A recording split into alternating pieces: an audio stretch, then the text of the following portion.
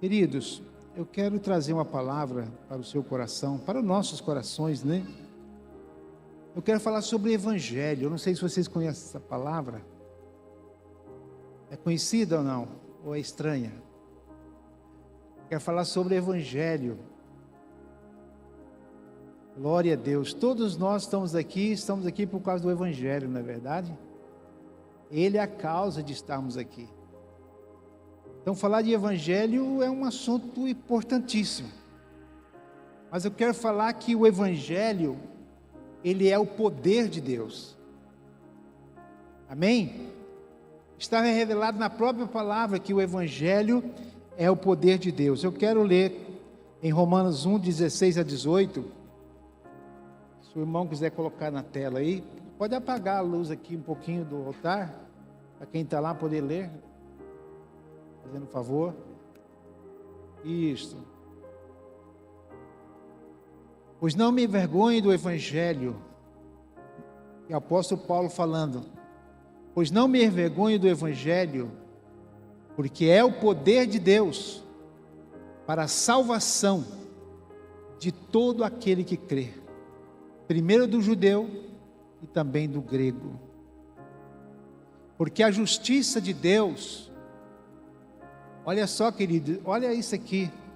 Porque a justiça de Deus se revela no Evangelho, de fé em fé, como está escrito: o justo viverá por fé.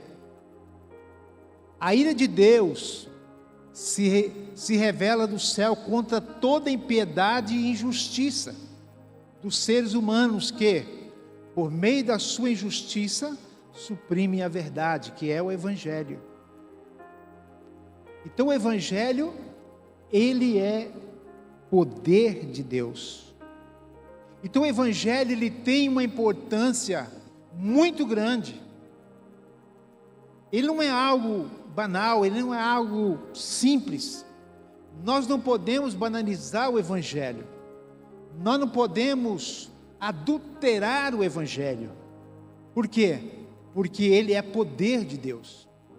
Não está dizendo que o Evangelho tem o poder de Deus.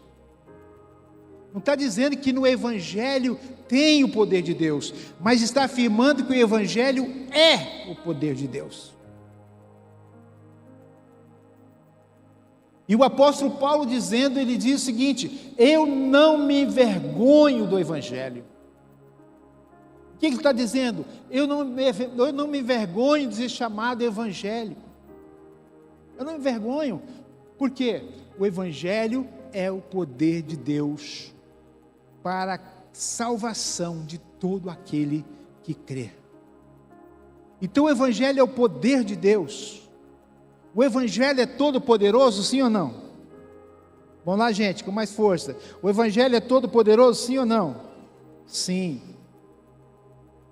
Agora ele só vai causar efeito na vida das pessoas se as pessoas o querer, se as pessoas o aceitar, se as pessoas abrir o coração, abrir sua mente espiritual e ouvir a palavra do Evangelho e serem libertos. Só isso vai funcionar. Só isso vai funcionar. O Evangelho é o poder de Deus, mas Deus só opera se nós abrirmos o nosso coração e se nós querermos que Ele faça alguma coisa em nossas vidas. O Evangelho, ele é uma boa notícia, sim ou não? O Evangelho é uma boa notícia. Quem aqui gosta de ouvir boas notícias? Então não liga a sua televisão em nenhum jornal, principalmente jornal de polícia, que fala de crime, né? Só notícia ruim. Mas se você quer uma boa notícia, está aqui o Evangelho. O Evangelho é uma boa notícia. E o Evangelho é a porta de entrada para uma mudança extraordinária na vida de todos aqueles que creem. Olha o que eu estou afirmando: o Evangelho é uma porta de mudança na vida de todos aqueles que creem. Aí você vai dizer: pastor, mas Eu conheço muita gente que crê e a vida delas não houve mudança. Então não creram. Não tem como haver engano nisso aqui. Não tem como haver engano. Porque se crê no Evangelho, se acreditam no Evangelho, se aceita o Senhor Jesus, se aceita Ele como Senhor e Salvador na sua vida, haverá mudança. A própria Bíblia diz isto. E quem está em Cristo, nova criatura é. As coisas velhas já passaram, eis que tudo se fez novo. Então, se a própria Bíblia diz que quem está em Cristo é nova criatura, então essa pessoa se torna nova criatura através de ouvir o Evangelho, através de crer no Evangelho, através do arrependimento e através da sua entrega ao Senhor Jesus. Então o Evangelho é uma boa notícia, é a porta de entrada para uma mudança extraordinária na vida daqueles que creem. Olha o que diz Marcos 1,15. O tempo está, ele dizia, o tempo está cumprido, e o reino de Deus está próximo. Arrependam-se e creiam no Evangelho. Arrependam-se e creiam no Evangelho. Não basta apenas arrepender, tem que crer no Evangelho. Porque muitas pessoas se dizem arrependidas, ou talvez com remorso no coração, mas elas não dão prosseguimento à sua fé, elas não continuam seguindo os passos do Senhor Jesus, elas não continuam acreditando na palavra, e até mesmo alguns até duvidando da palavra. Não pode, nós precisamos arrependermos e crermos no Evangelho, porque o Evangelho, ele é o poder de Deus, e não tem como nós mudarmos isso, querido, não temos como mudar isso. O Evangelho é o poder de Deus para a salvação de todo aquele que crê. Por isso que nós podemos julgar a vida das pessoas, não podemos estar como juízes dizendo aquele vai para o céu, aquele não vai, porque não depende do que eu falo, do que você fala, não depende do que eu acho, do que você acha, mas depende do que a pessoa crê no Evangelho, depende da pessoa converter, entregar sua vida a Jesus. É isso que vai ser a diferença, é isso que vai fazer a mudança. Queridos, o Evangelho, ele tem dois propósitos. Primeiro propósito do Evangelho, mostrar para nós, para as pessoas, que elas estão longe de Deus por causa do pecado. Como você vai saber que uma estrada, ou uma rua, ou uma avenida, ela tem algum tipo de coisa que você não pode fazer ali? Através das placas, através da sinalização, que vai dizer que você não pode passar de 40 por hora, ou 60 por hora, ou você não pode andar ali naquele lugar com tal veículo. As placas vão te indicar, o sinal vai te indicar se você pode ou não. O Evangelho, ele sinaliza para as pessoas que a causa do seu distanciamento de Deus é o pecado. O que distanciou o homem de Deus foi o pecado. Olha o que diz Romanos 3:23. Pois todos pecaram e carecem da glória de Deus. Querido, essa palavra todos quer dizer todos. Não é todos não, tá? É todos mesmo. Todos. Qualquer ser humano que existe na face da terra, pode ter nascido em qualquer lugar do planeta, ele nasceu com o pecado, com a semente do pecado. Então todos pecaram e carecem da misericórdia de Deus, da glória de Deus, do perdão de Deus, do amor de Deus. Então o Evangelho nos mostra isto. Olha o que diz ainda em Romanos 3:23. Primeira parte desse versículo, porque o salário do pecado é a morte. Qual é o salário do pecado? A morte. Quem nos mostra isto? A palavra. Então o Evangelho, ele sinaliza que as pessoas, os homens, a humanidade estão afastados de Deus por causa do pecado. O pecado que afastou o homem de Deus. E o segundo propósito do Evangelho é mostrar às pessoas que existe um caminho de volta para Deus. Há um caminho de volta. Você só fica perdido se quiser. Você só continua no caminho que está andando se você quiser. Porque há um caminho de volta. Olha o que diz Gálatas capítulo 1, versículo 4. Aí põe, irmão.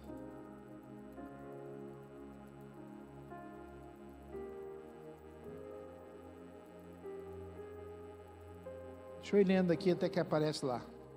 Gálatas 1,4. O qual se entregou, está falando de Jesus, o qual se entregou a si mesmo pelos nossos pecados, para nos desarraigar deste mundo perverso, segundo a vontade de nosso Deus e Pai.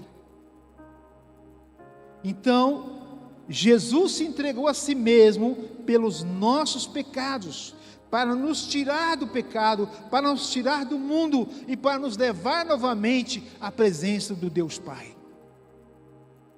Este é o caminho de volta.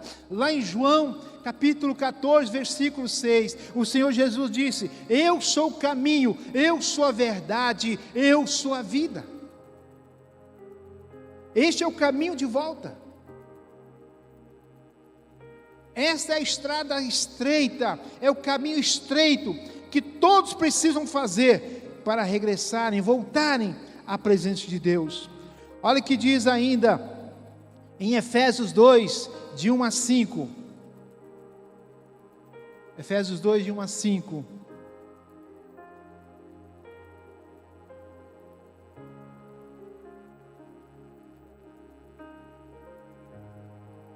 Vou continuar lendo aqui então. Olha o que diz aqui. O apóstolo Paulo falando, Ele vos deu vida. Então, se Ele nos deu vida, é porque nós estávamos... Vamos lá, gente, a lógica. Se Ele nos deu vida, é porque nós estávamos mortos. Ele nos deu vida, estando vós mortos nos vossos delitos e pecados. Qual a causa da morte?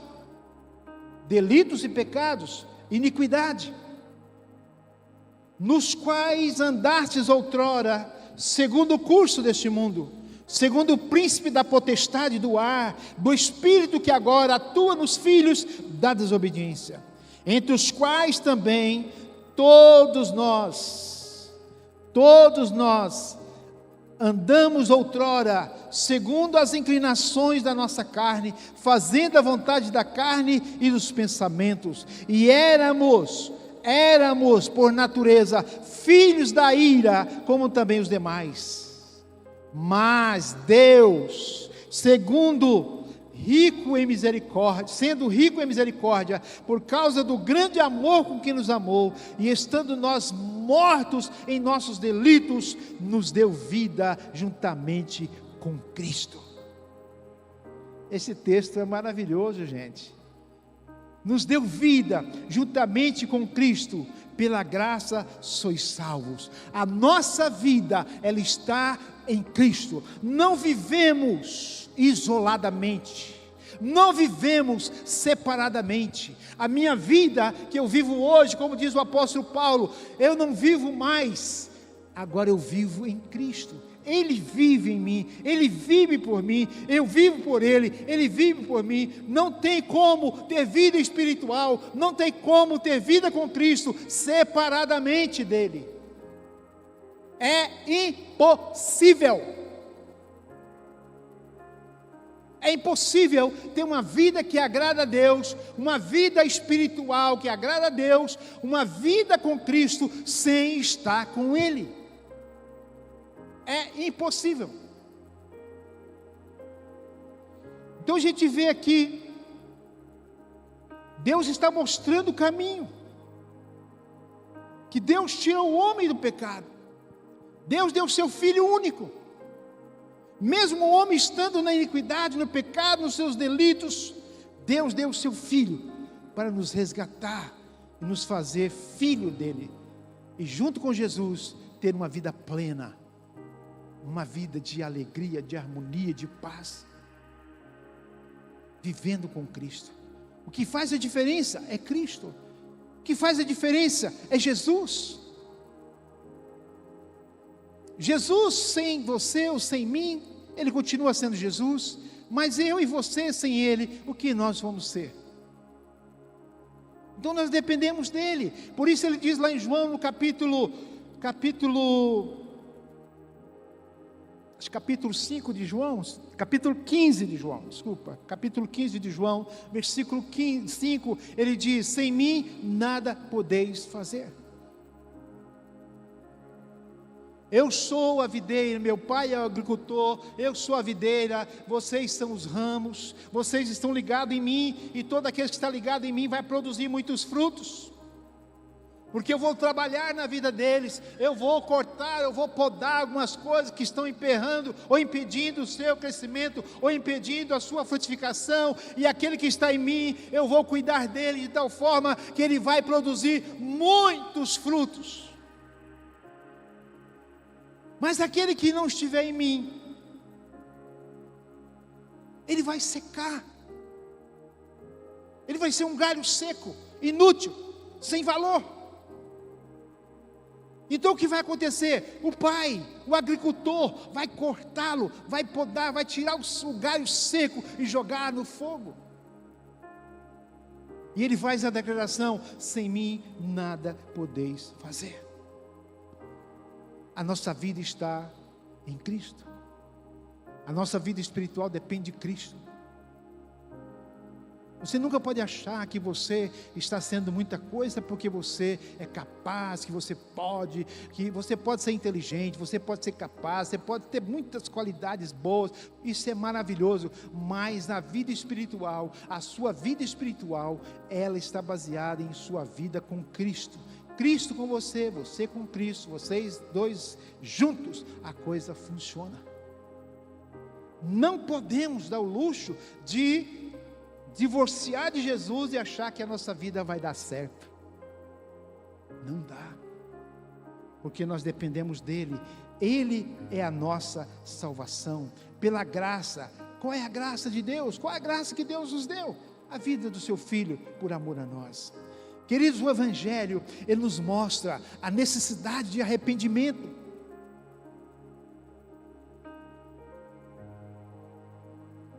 Muitas pessoas não conhecem nem esse termo, arrependimento. O que é isto? O que significa isto? Mas o Evangelho, ele nos mostra que precisamos nos arrepender.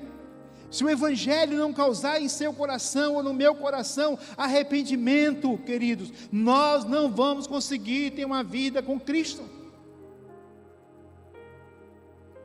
Porque o Senhor Jesus disse: aquele que quer vir após mim, negue a si mesmo, tome a sua cruz e siga-me. E para renunciar, meu querido, para deixar, abandonar o pecado, abandonar as coisas erradas, precisa arrependimento. Se não arrepender, não deixa, não abandona. Então, sem arrependimento, não vamos conseguir ter vida com Cristo. Por quê? Porque a base para começar uma vida com Cristo é o arrependimento. O arrependimento é o marco zero na nossa vida. Quando nós arrependemos, nós zeramos a história e começamos uma nova história.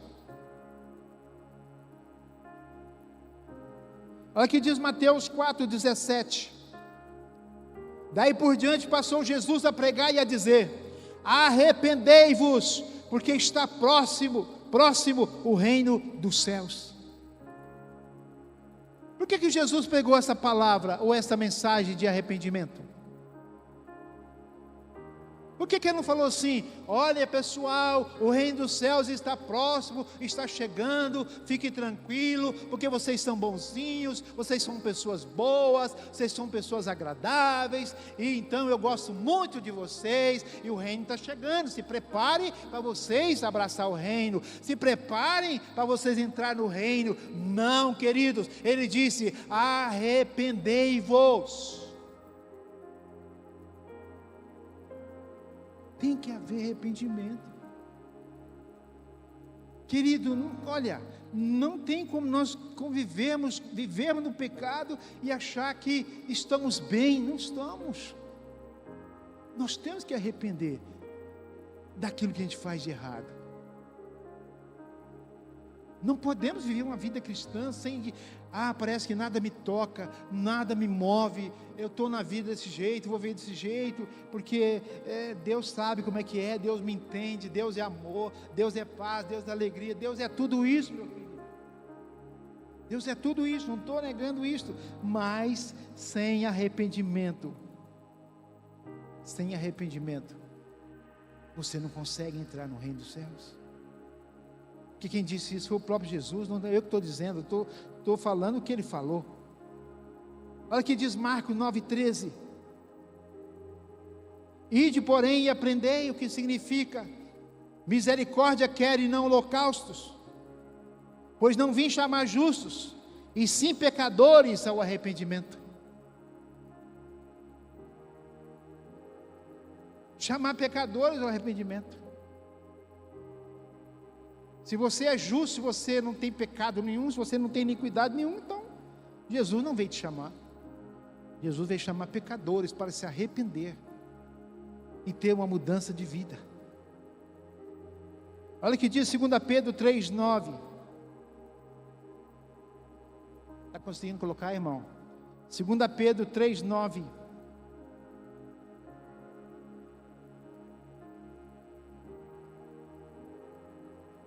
Porque demora, eu fico agoniado, né? Fica demorando, aí eu preciso ler aqui. 1 Pedro 3,9: não retarda o Senhor a sua promessa. Olha o que Pedro está falando aqui. Não retarda o Senhor a sua promessa, como alguns a julgam demorada. Pelo contrário, Ele é longânimo para conosco, não querendo que nenhum pereça, senão que todos cheguem ao arrependimento. Deus não quer condenar ninguém, gente. Deus não quer mandar ninguém para o inferno. Não. Deus não criou o homem para o inferno. Quem é para o inferno é o diabo e seus anjos. Depois que rebelou lá para o céu, foi jogado do céu para a terra. Deus não fez inferno para homem, não, para mulher.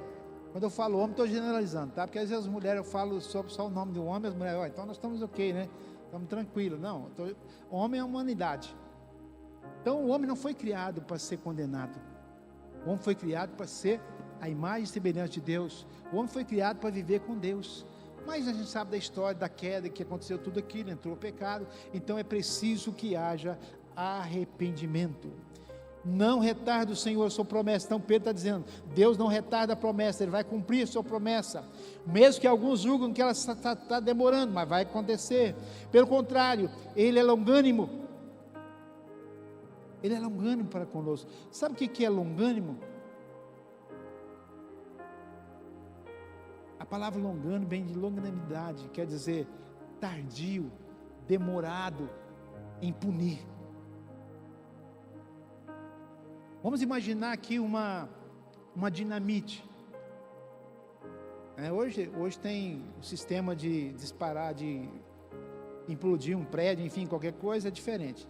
Mas antigamente eles usavam aqueles pavios, né?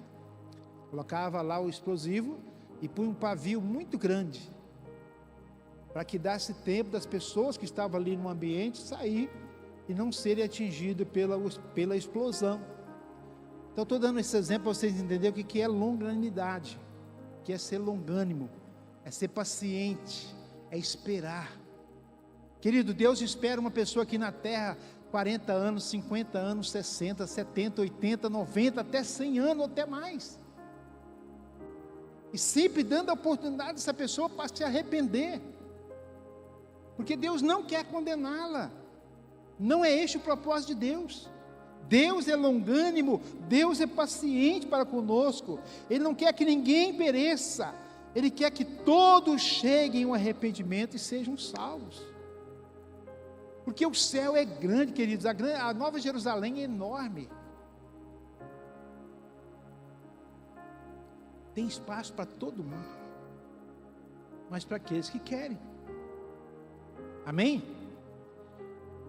Olha o que diz Atos 3,19: arrependei-vos, pois, e convertei-vos, para serem cancelados vossos pecados. Arrependei-vos e convertei-vos. Tem duas palavras aqui: arrependimento e conversão. Pastor, tem conversão sem arrependimento? Eu duvido. Eu acho que não tem. Pode haver convencimento, não convertimento. A pessoa se convence, mas não converte. Não existe conversão sem arrependimento. Então a palavra está dizendo: arrependei-vos, pois, e convertei-vos, para serem cancelados vossos pecados. Atos 3,19. Mas o Evangelho também, ele mostra que Deus nos ama. Olha que coisa boa, notícia boa. Ele mostra que Deus nos ama, é o versículo mais conhecido da Bíblia, João 3,16, todos aqui já sabem de cor, mas vamos ler. Porque Deus amou o mundo de tal maneira, que deu o seu Filho unigênito, para que todo aquele que nele crê, não pereça, mas tenha a vida eterna. Queridos, não existe amor maior que o de Deus. Você pode dizer assim: eu amo, o meu amor é intenso, o meu amor é isso, o meu amor é aquilo. Eu entendo sua colocação, mas seu amor não consegue alcançar o amor de Deus. O próprio Senhor Jesus diz assim: quem sabe por um amigo alguém se coloca à disposição para morrer, mas morrer para um inimigo? Pensamento da pessoa lá: que esse cara se lasca, esse cara não tem nada a ver com esse cara, é meu inimigo, se lasca, vai embora. Esse é o nosso pensamento. Está vendo como que o nosso amor não é igual ao de Deus? Porque a gente ama quem gosta da gente, a gente ama quem nos ama. Entendeu? Aquela pessoa que nos trata bem, não sei o quê, esse cara me ama, essa pessoa me ama, eu também a amo, nosso amor realmente. Mas faz alguma coisinha diferente para ver, o amor vai embora, se esvazia. E Deus não. A Bíblia diz que Deus nos amou estando nós ainda no pecado, estando nós longe dele, afastado, na iniquidade. Ele deu o seu Filho por amor a nós. E o texto é muito claro que Deus amou o mundo de tal maneira. Esse tal aqui, meu irmão, está dando o peso do amor, o tamanho do amor, de tal maneira. Que maneira é esta? Deu o Filho.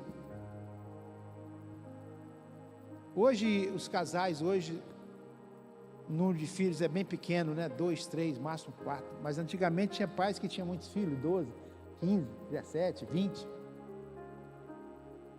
Numa igreja que eu pastorei um tempo atrás, antes de vir para Sinop, tinha uma irmã que ela tinha muitos filhos, muitos.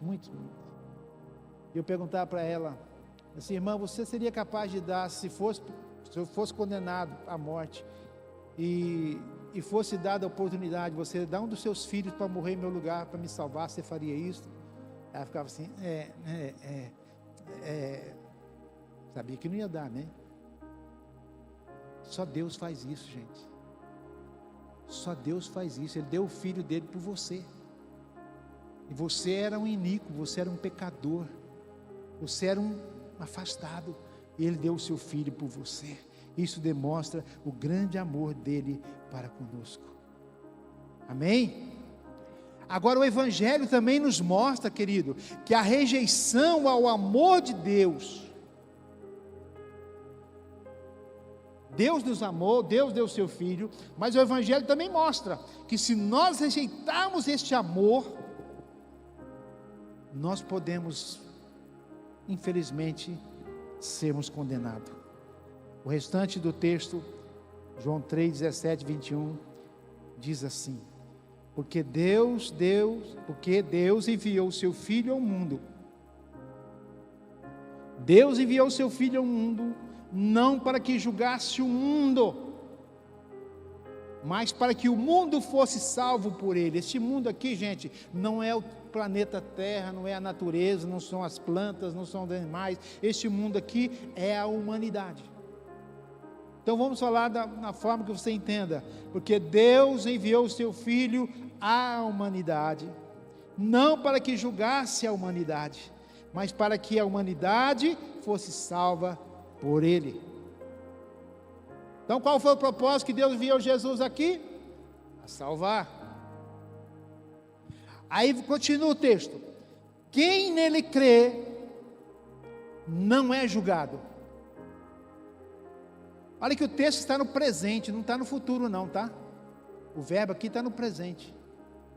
Quem nele crê não é julgado, não será, não é. Que a partir do momento que creu, a partir do momento que aceitou o Evangelho, a partir do momento que arrependeu, a partir do momento que aceitou Jesus, acabou a condenação. Acabou a condenação. Que coisa maravilhosa, né? Agora, o que não crê, também o verbo está no presente, não está no futuro. O que não crê já está julgado. Já está julgado. Não será, está. Porquanto não crê no nome do unigênito Filho de Deus. Porque não crê no nome de Jesus, do Filho único de Deus. Agora, olha o julgamento, a causa do julgamento. O julgamento é este: que a luz, quem é a luz, queridos? Vamos lá, quem é a luz? Mais forte, quem é a luz? Só as mulheres, quem é a luz? Só os homens, quem é a luz? Juntos, quem é a luz? Começou a ficar bom, hein? O ensaio começou a ficar bom. A luz é Jesus. A luz não é a igreja, a luz não é o pastor, a luz não é o apóstolo, a luz não é o bispo, a luz é Jesus. Ele veio ao mundo. Ele mesmo nos disse: eu sou a luz do mundo. Quem andar por mim não andará em trevas.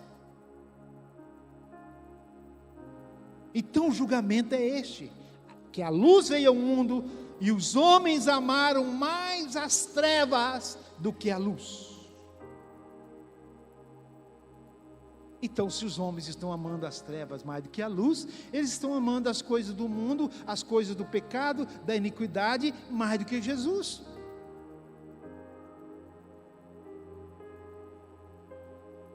E aquilo que a gente ama, é aquilo que a gente abraça, que a gente acolhe, que a gente quer estar perto e estar junto. Marido que ama a esposa, quer estar perto, quer estar abraçando, quer estar junto, ou vice-versa.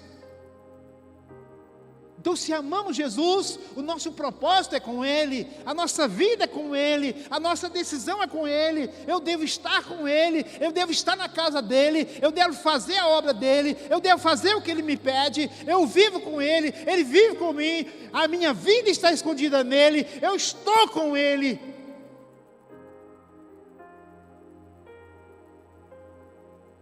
Então o texto é muito claro. Os homens amaram mais as trevas do que a luz. Mas por que que os homens amam mais as trevas do que a luz? Tem uma lógica. Tem uma lógica. O próprio texto responde. Eles amam mais as trevas do que a luz, porque as suas obras são más. Porque as pessoas não querem abandonar o erro, gente. As pessoas não querem abandonar o que está errado. Eles querem continuar fazendo o errado e querem andar na luz, não tem como. Ou você anda na luz ou você anda nas trevas. É o que a palavra nos ensina, gente. Não estou falando nada de mim mesmo aqui, eu estou lendo o texto. Eu estou falando aqui para vocês o texto. Então por que eles rejeitam a luz? Por causa das suas más obras. Porque tem pessoas que dizem assim, eu não sou crente, porque ser crente a gente perde a vida. A gente perde tudo que é bom. A gente não pode fazer nada. Ser crente não pode, não pode fazer nada. A gente perde a vida. E o próprio Jesus, quem perder a vida por causa de mim, achá-la-á. Querido, nosso descanso não é aqui. O apóstolo Paulo diz assim, se eu estou pensando que a minha recompensa é aqui na terra, eu sou um dos mais miseráveis homens do planeta Terra. Se a minha esperança está aqui na terra, se eu estou aguardando o galardão aqui na terra, se eu estou aguardando aplauso aqui na terra, se eu estou esperando que alguém me aplaude, que alguém me elogie, se a minha recompensa ela é terrena, se eu acho que ela é terrena, eu sou um homem miserável. Porque a nossa recompensa ela é eterna. A Bíblia diz, querido, que os nossos olhos não viram, nunca chegou na nossa mente, nunca desceu no nosso coração, é o que Deus tem preparado para nós, é maravilhoso, excelso, glorioso, nunca veio, nós nunca pensamos, imaginamos, é o que Deus preparou para nós, querido, essa é a nossa recompensa é eterna, a nossa recompensa é com o Senhor, não é aqui. Se esse aplauso é para Jesus, pode ser mais forte. Pastor, então quer dizer que eu não posso ter nada aqui, eu não posso ganhar nada, eu não estou dizendo isto. Eu estou dizendo que a própria Bíblia diz que nós devemos viver aqui como se nós não fôssemos daqui. Podemos conseguir as coisas, podemos ganhar dinheiro, podemos ter riqueza, podemos ter muitas coisas, mas isso não pode de forma alguma anular a minha vida com Deus. Não pode anular a minha fé, porque aí fica perigoso. Se torna uma armadilha para mim, para você, para qualquer um de nós. Então por que os homens amaram mais as trevas do que a luz? Porque as suas obras eram más. Todo aquele que comete algum erro, algum pecado, algum crime, ele quer fugir. Ele sabe que ele cometeu um erro. Ele quer fugir.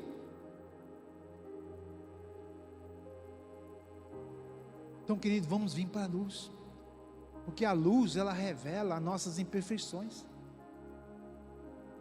Você talvez está se arrumando para vir para a igreja, talvez seu quarto tenha uma luz assim meio ofuscada, não é tão brilhosa, e você vai lá, às vezes até meio no escuro, e se ajeita para a igreja e tal. Aí quando você chega num lugar mais claro, você olha no espelho, opa, aqui não dá para ir com essa roupa, não dá para ir, não vou voltar, vou trocar. Por quê? Porque a luz te revelou a imperfeição. Agora, se você vai só para as trevas, nunca vai ser revelado as suas imperfeições, e você vai sempre achar que está certo, que está tudo mil maravilhas. É um perigo, querido, é um risco. Continuando o texto aqui, pois todo aquele,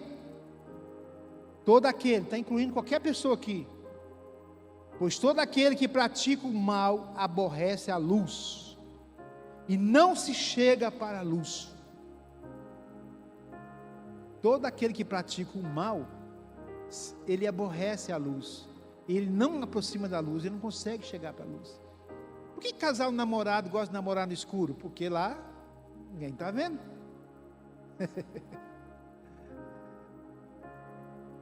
Ninguém está vendo. Então é muito sério isso, nós precisamos entender isso, queridos. Pois todo aquele que pratica o mal aborrece a luz e não se chega para a luz. Por que eles não chegam para a luz? A fim de não serem descobertos as suas obras. Não chegam para não ser descobertas as suas obras. Quem pratica a verdade quem pratica a verdade aproxima-se da luz, a fim de que as suas obras sejam manifestas, porque feitas em Deus. Não precisamos esconder nada de ninguém se andamos na luz.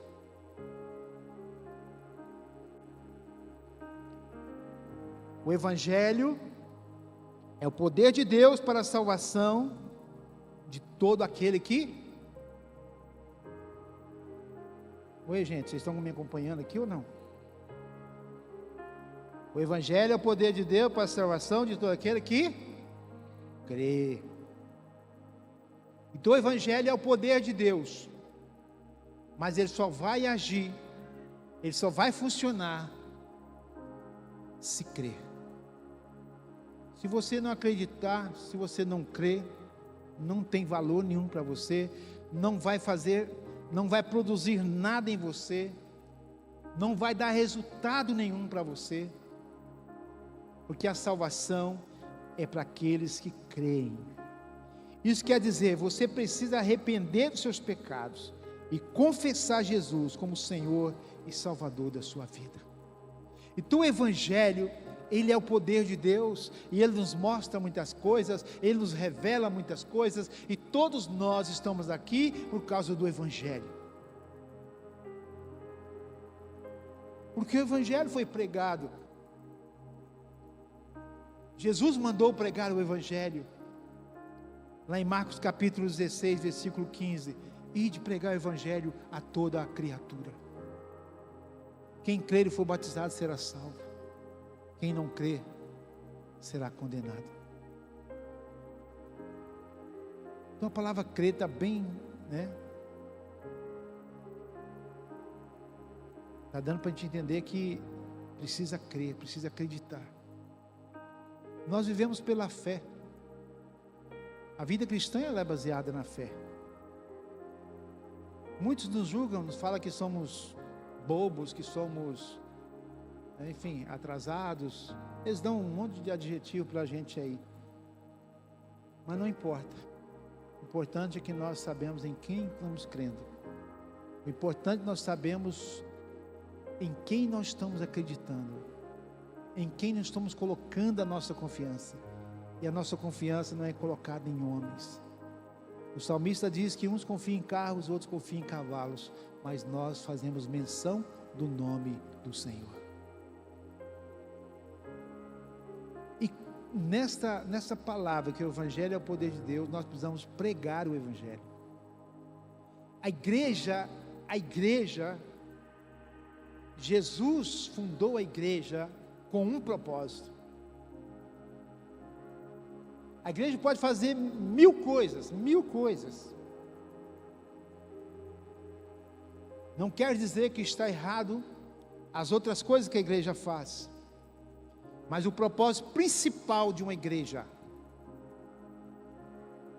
é pregar o Evangelho. É levar as boas novas de salvação. Porque Jesus fica feliz, queridos.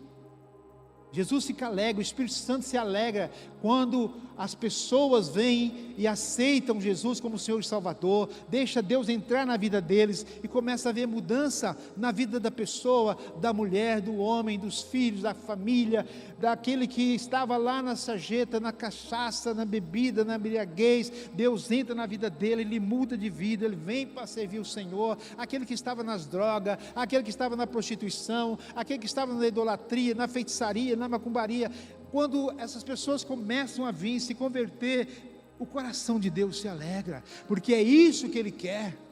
Ele quer ver essas pessoas bem, essas pessoas felizes, realizadas, porque Deus não as criou para que elas estejam nesse estado que elas estão. Então qual é o papel da igreja? É levar essas boas novas. Deixa eu te fazer uma pergunta aqui. Se você descobrisse um remédio para aniquilar, acabar com o câncer, você ficaria só para você com esse remédio? Ou você passaria isso para frente? Ah, pastor, eu ia passar para todo mundo, eu quero que todo mundo seja curado, quero que ninguém mais morra dessa doença. E porque você tem você tem na mão uma ferramenta poderosíssima para tirar as pessoas da morte espiritual, e você às vezes não quer fazer isso. Você tem a ferramenta, você tem o remédio. Jesus te deu nas suas mãos. Então é papel da igreja, diga, é papel da igreja pregar o evangelho. Aí muitos dizem, pregar o evangelho, eu tenho que subir lá em cima do púlpito, pastor, eu tenho que pegar esse microfone da tua mão aí e pregar. Tudo bem, você pode pregar aqui também, não tem problema, mas o que Jesus está mandando é pregar para todas as pessoas. Ide, a palavra de Jesus está dizendo, ide, não espere que eles venham, ide. Nos dois textos, querido, que fala de pregar evangelho, e no texto que fala de fazer discípulo, Jesus está dando um comando de ir. Ele não estava dando um comando de esperar, espera com paciência que eles venham. Não, lá em Mateus capítulo 28, versículo 20, é isso mesmo, capítulo 28, versículo 20, 19 e 20, Jesus diz, ide e fazei discípulos de todas as nações. Ide. Não está dizendo, espere que eles venham, cruze os braços, eles vão chegar. Não, ide. E lá no texto de Marcos 16, 15, ele está dizendo também, ide e pregai o evangelho. Sabe o que é, pastor? Que eu não tenho talento para isso. Não, meu irmão, não precisa de talento, não. Precisa de determinação, porque Deus já te mandou fazer isso. Jesus não mandou fazer isso não é questão de talento, não. Eu vou orar para ver se é vontade de Deus que eu prego o evangelho. Não precisa orar, não, irmão, já está na Bíblia aí de pregar o evangelho.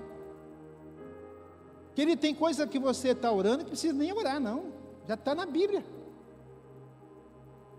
Eu vou orar para ver se é vontade de Deus que eu tenha compaixão do meu irmão. Não precisa não, já está na Bíblia. Amai-vos uns aos outros. Já está lá, tem coisa que não precisa orar, não. É só praticar.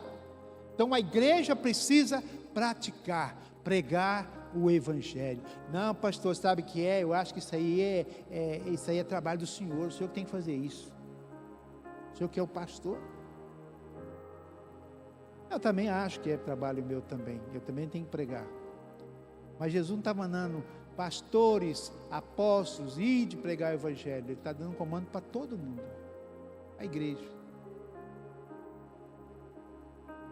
Já pensou se ficasse só entre os apóstolos da época a pregação do evangelho? Nós não tinha chegado a nós o evangelho até hoje.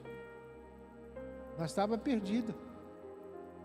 Talvez já tinha até morrido e condenado. Mas toda a igreja, quando começou a converter gente, aqueles que convertiam chegavam e começavam a pregar também. Começavam a pregar.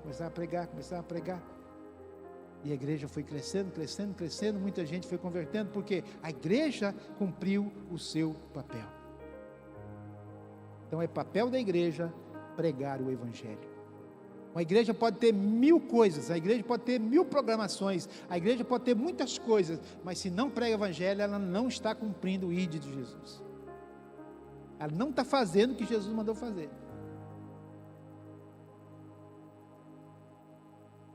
Então, igreja, eu quero lançar para vocês hoje um desafio para nós começarmos a evangelizar, sair das 4 paredes e começarmos a ir nas casas e pregar o evangelho. Pastor, eu não tenho talento. Querido, não precisa de talento, não. Você tem vida com Deus? Você aceitou Jesus? Você é salvo? Você vive uma vida com Deus? Pronto. Sabe ler? Pronto. Não precisa saber dar um sermão, uma mensagem poderosíssima. Não precisa disso. É só falar que Jesus é o Salvador, que Jesus liberta do pecado, que Jesus salva, que Jesus liberta. Pregar o evangelho, querido, falar de Jesus. Vocês já entenderam que a gente talvez converse com as pessoas e fala em tanto assunto e não fala de Jesus? A gente fala de governo, a gente fala de política, a gente fala de futebol, fala de novela, fala de... enfim, é assunto que não acaba mais.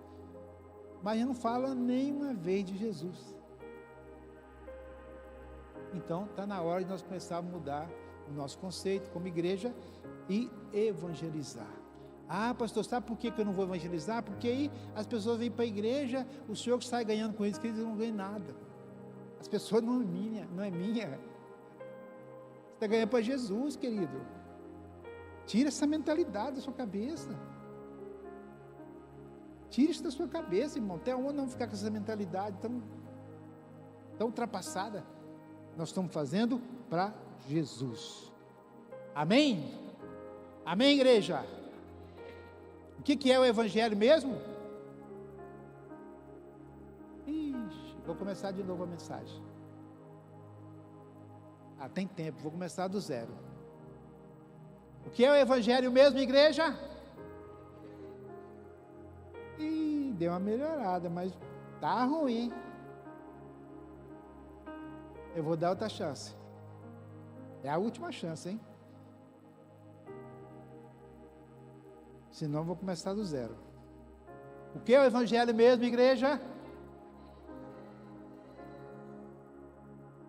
Muito está falando assim, nunca fala com a boca fechada. Vamos dizer juntos, o evangelho. Não, fala junto comigo. O evangelho é o poder de Deus.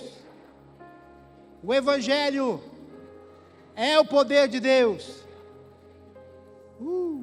Aplauda o Senhor Jesus.